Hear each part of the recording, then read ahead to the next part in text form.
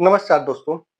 We work India corporate sector का एक जाना माना नाम। इस कंपनी का आईपीओ ओपन हो चुका है 3 अक्टूबर से। तो आइए डिटेल में समझते हैं और इसका एनालिसिस करते हैं। तो सबसे पहले जानते हैं कि कंपनी क्या करती है, कंपनी का वर्क कल्चर क्या है। सोचिए आप एक स्टार्टअप शुरू करना चाह रहे हैं और आपको 10 एम्प्लॉय हायर करने हैं और आप चाह रहे हैं कि आपका ऑफिस लोकेशन एक प्राइम लोकेशन पे हो। जैसे अगर आप नोएडा में ऑफिस रखना चाहते हैं तो आपका ऑफिस लोकेशन नोएडा 62 हो, या अगर आप गुड़गांव में ऑफिस रखना चाह रहे हैं साइबर सिटी जैसे लोकेशन पे हो। लेकिन इसमें एक प्रॉब्लम है कि आपके पास सिर्फ 10 एम्प्लॉय हैं और 10 एम्प्लॉय के लिए आपको 10 ही सीटिंग चाहिए, क्योंकि आप बड़ा स्पेस नहीं ले सकते, बड़ा एक फ्लोर नहीं ले सकते, क्योंकि उसके लिए आपको कॉस्ट ज्यादा पे करना होगा।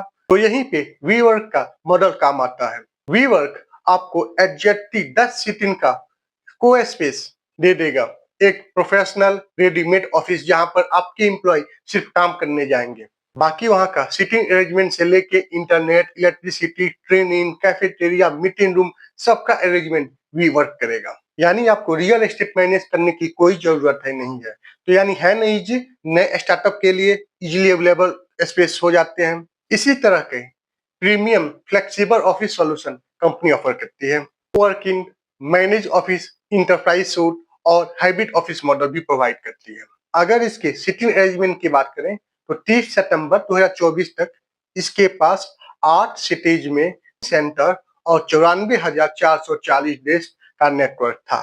मतलब स्केल काफी बड़ा है इसका। अगर आईपीओ टाइप की बात करें तो ये 100% ओएफएस है, यानी ऑफर फॉर सेल। इसमें कंपनी कोई फ्रेश शेयर इशू नहीं करेगी, बल्कि जो शेयर प्रमोटर के पास है वही शेयर आम इन्वेस्टर यानी आम पब्लिक को बेची जाएगी। सारा के सारा पैसा प्रमोटर के जेब में जाएगा और कंपनी के लिस्टिंग से ब्रांड विजिबिलिटी और मार्केट वैल्यूएशन जरूर इंप्रूव होगा, जो एक कंपनी के लिए पॉजिटिव साइन है। अगर आईपीओ डिटेल की बात करें तो इशू साइज है 3,000 करोड़ और प्राइस बैंड है से 648 रुपए पर शेयर और मिनिमम इन्वेस्टमेंट आपको करना होगा 14,900 और इसके बदले में आपको 23 शेयर मिलेंगे। अप्लाई करने का लास्ट डे है 7 अक्टूबर और लिस्टिंग डेट है 10 अक्टूबर और एनएससी बीएससी दोनों एक्सचेंज पे लिस्ट हो रही है। अगर रिवेन्यू की बात करें तो फाइनेंशियल ईयर 2023 में रिवेन्यू था 1314 करोड़, जो बढ़ के फाइनेंशियल ईयर 2024 में हो गया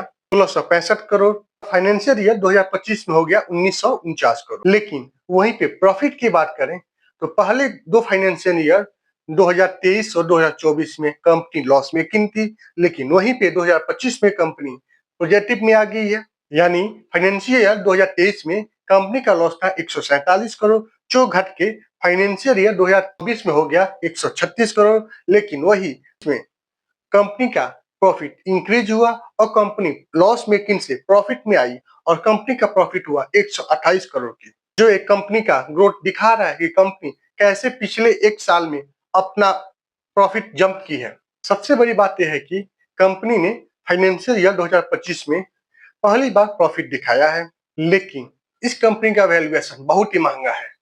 इसका पी रेशियो अप्रॉक्स 67x है, जो काफी हाई है। अगर कंपनी के पॉजिटिव की बात करें तो वी वर्क इंडिया में फ्लेक्सिबल वर्क स्पेस सेगमेंट का लीडर है और इसके पास बेसिक ग्रुप का सपोर्ट है, यानी रियल एस्टेट एक्सपर्टीज है इसके पास। और एम्बेसी ग्रुप के पास इंडिया के टॉप टायर सिटीज में प्रीमियम प्रॉपर्टी अवेलेबल है और साथ ही day by day hybrid work model का डिमांड बढ़ रहा है।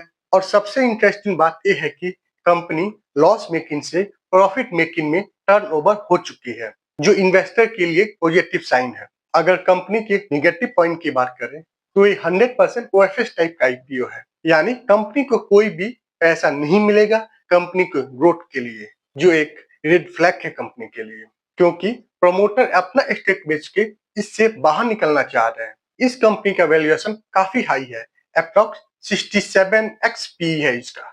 और अगर ग्रोथ एक्सपेक्टेशन थोड़ा सा भी मिस हुआ तो स्टॉक काफी नीचे गिरेगा। अगर आने वाले दिनों में इकोनॉमी स्लो हुई तो सबसे पहले ऑफिस स्पेस की डिमांड गिरेगी और अगर ऑफिस स्पेस की डिमांड गिरेगी तो ऑटोमेटिक वी वर्क इंडिया का डिमांड गिरेगा। अगर जीएमपी प्राइस की बात करें तो इसकी जीएमपी प्राइस है ओनली 5 रुपीज, काफी लो है। इसका मतलब यह है कि लिस्टिंग गेन का चांस बहुत कम है। अगर आप सिर्फ लिस्टिंग गेन के लिए अप्लाई करना चाह रहे हो तो मेरा सजेशन ये है कि आप इसको अवॉइड करो। अगर आप लॉन्ग टर्म के लिए अप्लाई करना चाहते हो तो आप इसमें अप्लाई कर सकते हो। तो दोस्तों, तो ये मेरी पर्सनल एनालिसिस थी और हर इन्वेस्टर को अपनी रिस्क प्रोफाइल देखकर डिसीजन लेना चाहिए। अगर आप मेरे चैनल को सब्सक्राइब नहीं किए हैं तो कृपया मेरे चैनल को सब्सक्राइब करें, ताकि जब मैं अगला आईपीओ रिव्यू लेके आऊं तो आपको इजीली मिल जाए। जल्दी मिलते हैं एक नए आईपीओ रिव्यू के साथ।